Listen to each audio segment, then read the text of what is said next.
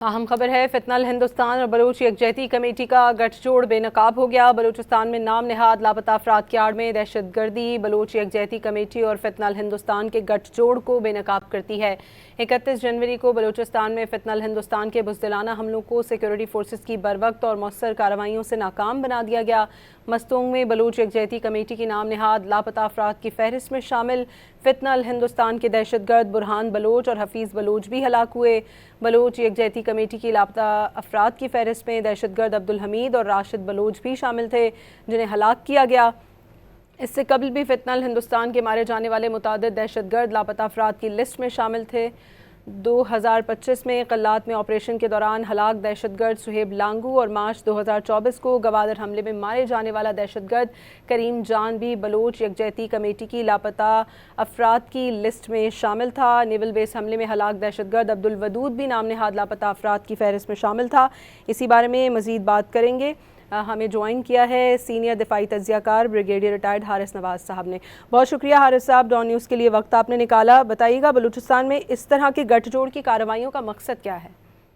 دیکھیں، ظاہر ہے کہ مقصد یہ ہے کہ بلوچستان کو ڈی اسٹیبلائز کیا جائے، نمبر 1۔ نمبر 2، یہ جو مسنگ پرسن کا رونا پیٹنا ڈالا ہوتا ہے، یہ بھی پتہ چل گیا کہ کوئی مسنگ پرسن نہیں، تمام یہ دہشت گرد اور تنظیمیں ان کو جوائن کیا ہوا ہے۔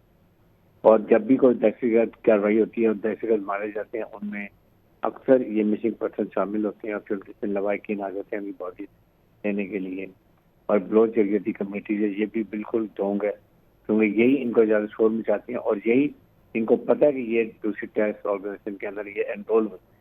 آپ کو یاد ہوگا جب ایران میں پاکستان نے ڈرون فائر کیا تھا، جو لوگ مارے گئے تھے BLA کے، اس میں مارک بلوچ کمپنی نے کہا یہ لوگ ہیں جو ہمارے وہاں مرے ہوئے ہیں، اور جو دیکھا تو وہ بیسک پرسن لسٹ میں شامل ہے۔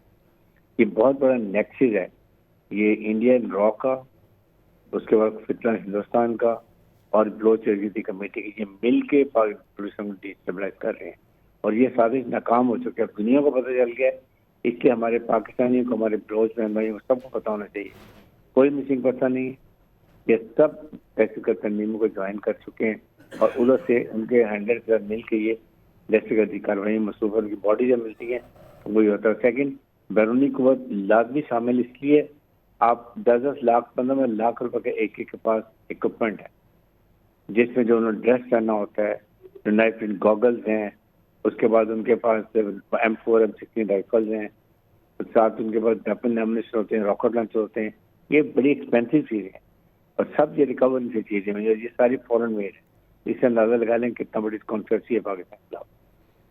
ٹھیک ہے، بہت شکریہ بریگیڈیئر ریٹائرڈ حارث نواز صاحب، دفاعی تجزیہ کار ہمارے ساتھ موجود تھے۔ فتنہ ہندوستان اور بلوچ یکجہتی کمیٹی کا گٹھ جوڑ بے نقاب ہو گیا ہے۔ مختلف کارروائیوں میں ہلاک دہشت گردوں کو لاپتہ افراد ظاہر کیا گیا تھا۔ نام نہاد لاپتہ افراد کی آڑ میں دہشت گردی نے گٹھ جوڑ کو بے نقاب کیا ہے۔